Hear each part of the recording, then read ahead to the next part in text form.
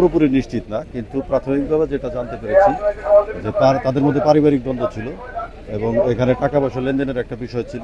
অর্থাৎ স্ত্রীর কাছে স্বামী টাকা পায় এরকম, অর্থাৎ স্ত্রী স্বামীর টাকা পয়সা আত্মসাৎ করেছে এরকম একটা অভিযোগ আছে। এই এই কারণে এই হত্যাকাণ্ডটি ঘটে থাকতে পারে। এখন পর্যন্ত কাউকে গ্রেপ্তার করেছেন বা আটক করেছেন?